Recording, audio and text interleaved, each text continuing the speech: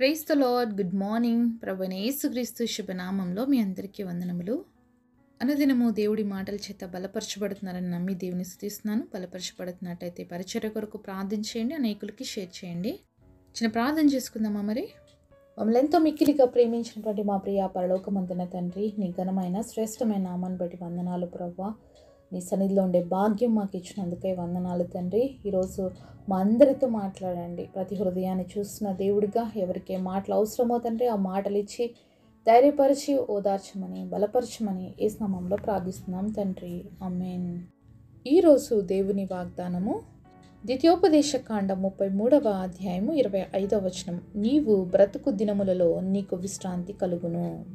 Deuteronomy chapter 33 verse 25. Thy days so shall thy strength be. దేవుడు ఇచ్చినటువంటి అద్భుతమైన వాగ్దానం మనందరి జీవితంలో నెరవేర్చబడును కాక, ఆమేన్. ఎంత అద్భుతమైన మాట ఇచ్చాడు కదండి దేవుడు మనకి. మనం బ్రతుకు దినములన్నిట్లో కూడా ఎలా ఉంటామంట, విశ్రాంతి కలిగి ఉంటాము అని చెప్తున్నాడు అనమాట. నిజానికి ఈరోజు మనుషులు అలసిపోయిన పరిస్థితిలో ఉన్నారండి. మరి ఎవరికి కూడా మరి రెస్ట్ అనేది లేదు, రెస్ట్లెస్గా ఉన్నారు. మరి ఈ మాటలు వింటున్నప్పుడు అనిపిస్తుందేమో, ఏం లేదంటే మేము బాగా పడుకొని నిద్రపోతున్నాము, రెస్ట్ తీసుకుంటున్నాము అనుకుంటున్నాము. కానీ నిజానికి మన బ్రెయిన్స్ అనేవి రెస్ట్ తీసుకోవడం లేదండి. చాలామంది పడకల మీద అయితే పడుకుంటున్నారేమో కానీ నిద్ర రావటం లేదు. చాలామందికి ఈరోజు ఈ ప్రాబ్లం ఎక్కువైపోయింది కదండి. నిద్ర పట్టట్లేదు అనే కంప్లైంట్ మనం ఎక్కువ వింటున్నాం. కారణం ఏంటి? విశ్రాంతి లేకపోవడం. శారీరకంగా పడుకుంటున్నాం, శారీరకంగా విశ్రాంతి తీసుకుంటున్నామేమో కానీ మానసికంగా విశ్రాంతి లేదు. సో ఈరోజు మీరు మానసికంగా అలసిపోయిన పరిస్థితిలో ఉన్నారా? ఏ పరిస్థితులు మిమ్మల్ని కృంగజేస్తున్నాయి? ఎందుకు మీకు నిద్ర రావట్లేదు? ఎందుకు రెస్ట్లెస్గా అనిపిస్తున్నారు?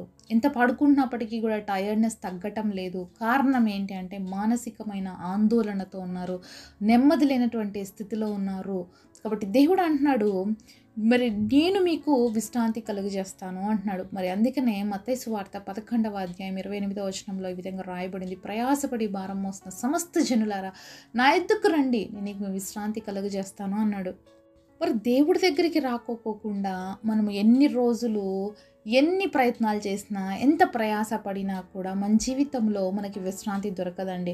మనం చాలాసార్లు అనుకుంటున్నాం, నేను ప్రార్థన చేసుకుంటున్నానులే, నేను బైబిల్ చదువుకుంటున్నానులే, నేను మందిరానికి వెళ్తున్నానులే, నేను దేవుడితో రిలేషన్లో ఉన్నాను, దేవుడితో నేను కనెక్టివిటీలో ఉన్నాను అనుకుంటున్నాం. కానీ అనేక సార్లు మన జీవితంలో మనం అనుకుంటున్నాం కానీ మనము దేవుడితో సరైన సంబంధం మన జీవితంలో లేకుండానే పోతుందన్నమాట.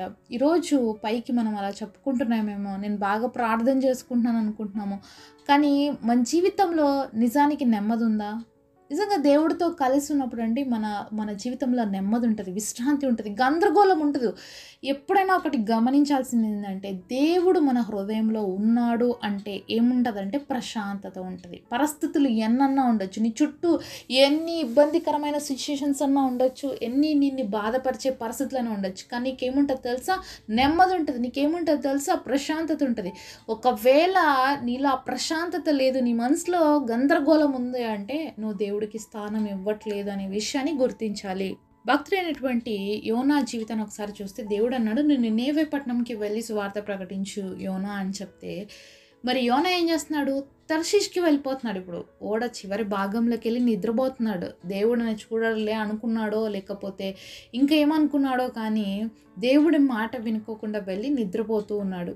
నిద్రపోతున్నటువంటి యోనా జీవితంలో పెద్ద అలజడి వచ్చింది. సముద్రం అంతా అల్లోకల్లోలం అయిపోయింది. ఒకసారి ఆలోచించండి, యోనా నిజంగా చెప్పాలి అంటే దేవుడికి లోబడేటువంటి వ్యక్తి. మరి దేవుడికి లోబడతాడు, దేవుడు స్వరం వింటాడు కాబట్టి దేవుడు చెప్పాడు, వెళ్ళు నినేవే పట్టణానికి వెళ్ళి సువార్త ప్రకటించు అని చెప్పాడు. కానీ ఇప్పుడు ఏమైపోయిందంటే యోనాకు ఒకటి ఏమనిపించిందంటే, నేను వెళ్ళైతే చెప్తాను కానీ దేవుడు కనికరం కలిగిన వాడు, కృప కలిగిన దేవుడు కాబట్టి వాళ్ళు మారుతాడు, మళ్ళీ వాళ్ళని శిక్షించాడు. అట్లాంటప్పుడు నేను ఎందుకు పోయి చెప్పాలి అనే భావన వచ్చిందనమాట. అందుకనే వెళ్ళకూడదని డిసైడ్ అయ్యాడు. మరి దేవుడి దగ్గర ఉన్నటువంటి కనెక్షన్ అనేది లాస్ట్ అయిపోయినాడు. ఇప్పుడు దేవుడు నన్ను చూడట్లేదు అనుకొని ఓడ చివరి భాగంలో పనుకుంటే సముద్రంలోనే అల్లకొల్లలం తెప్పించాడు. అలాగేనండి, దేవుడి మాట మనం వినకుండా ఏమైతే చేస్తున్నామో ఈరోజు ఆలోచించాలి. నీ జీవితంలో అలజడులు వస్తున్నాయి, నీ జీవితంలో గందరగోళం ఉంది, ప్రశాంతత లేదు, నువ్వు విశ్రాంతిగా నువ్వు ఉండలేకపోతున్నావు అంటే ఎక్కడో దేవుడి మాటకు అవిధేయత చూపిస్తున్నావు, ఎక్కడో దేవుడు చెప్పింది చేయట్లేదు, ఇంకా ఎక్కడో దేవుడికి నీకు మధ్యలో ఒక గ్యాప్ అనేది ఏర్పడిపోయింది. సో ఈరోజు మనం పరీక్షించుకుందాం, ఎక్కడ ఉంది ఆ గ్యాప్? ఏ విషయాన్ని బట్టి? దేవుడు వద్దంటున్న చేస్తున్న పనులు బట్టి ఉన్నాయా? లేకపోతే పైకి మాత్రం నేను ప్రేయర్ఫుల్ అనుకుంటూ ఇంకా ఆధ్యాత్మిక జీవితంలో దేవుడితో వ్యక్తిగతమైనటువంటి సంబంధం లేనటువంటి స్థితిలో ఉన్నామా అనేది మనం గ్రహించుకోవాలి. దేవుణ్ణి కలిగి జీవిస్తే ఎలాంటి పరిస్థితుల్లో అయినా నెమ్మదిని చూడగలుగుతాము. దేవుణ్ణి కలిగి జీవిస్తే విశ్రాంతితో నింపబడి ఉంటాము, ప్రశాంతతగా ఉండగలుగుతాము. యేసయ్య ఎక్కడున్నా కూడా మరి ఆ ప్లేసెస్ అన్నీ కూడా ఎలా అయిపోయాయంటే చాలా హ్యాపీయెస్ట్ ప్లేసెస్గా ఉన్నాయండి.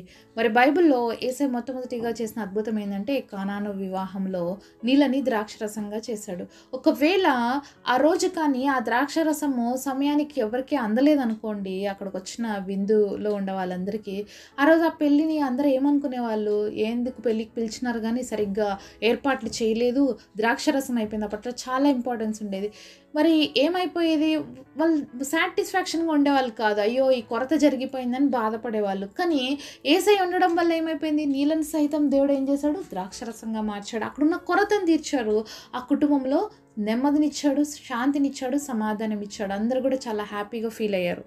మరి యాయీరు కుమార్తె చనిపోయింది, ఇంకా రానవసరం లేదు అని బోధకుడిని ఇబ్బంది పెట్టద్దని మరొక సేవకుడు వచ్చి చెప్తే కూడా దేవుడు అన్నాడు, నమ్ముతే నువ్వు నా కార్యం చూస్తావంటే మరి యాయీరు నమ్మాడు. ఇంటికి తీసుకెళ్తే అందరు కూడా అక్కడ గొల్లు పెడుతున్నారు, ఏడుస్తున్నారు, అందరు కూడా బాధపడుతున్నారు. చనిపోయింది అనేసి, ఆ అమ్మాయి చనిపోయింది అని బాధపడుతుంటే యేసుప్రభు చెప్తున్నాడు వాళ్ళతో, తను నిద్రిస్తుంది అని అంటే అందరు నవ్వుకుంటున్నారు అనమాట, ఇదేంటి అని. అందరు అప్పటి వరకు ఏడుస్తున్నారు.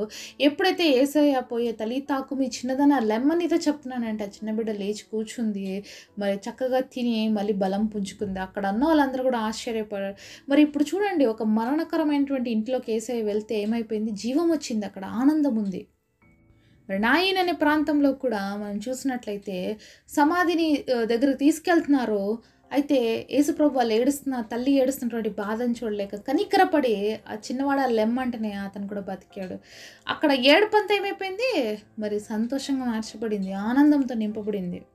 లాజర్ గురించి అయితే మనకి ఇంకా బాగా తెలుసు కదా. మరి 4 రోజులు అయిపోయిందండి, శవం కుళ్ళు పట్టి కంపు కొట్టేటువంటి పరిస్థితి. అలాంటి సమయంలో కూడా మరి మరియ మార్తలు ఒకటే మాట అంటున్నారు, ప్రభువా నువ్వు ఉంటే మా తమ్ముడికి ఇలాంటి పరిస్థితి వచ్చేది కాదు, మా తమ్ముడు మరణించేవాడు కాదండి. అప్పుడే దేవుడు అన్నాడు వాళ్ళతో, ఇప్పటికైనా ఏం లేదు, నేను చేయగలను అద్భుతం, మీరు నమ్ముతే నా కార్యం చూస్తారన్నాడు. దేవుడు అద్భుతం చేశాడు. ఆ రోజు సమాధిలో నుంచి లాజర్ని బయట తీసుకొచ్చాడు. మరి కుళ్ళిపోయిన శవాన్ని చూసి బయటికి రా అంటేనే సజీవంగా బయటకు వచ్చినాడండి ఆ రోజు లాజర్. మరి అక్కడ ఉన్నటువంటి వాతావరణం ఏమైపోయింది, అంతా కూడా గందరగోళంలో ఉన్నటువంటి వాళ్ళు, కన్నీటితో నింపబడిన వాళ్ళ జీవితంలో ఇప్పుడు ఏమొచ్చింది, సంతోషం వచ్చింది. ఇక్కడ అన్ని పరిస్థితులు కూడా అసాధ్యంగానే మనం చూస్తున్నాం. ఎన్నో ఉన్నాయండి, ఇలా చెప్పుకుంటూ పోతే చాలా ఉన్నాయి బైబిల్లో.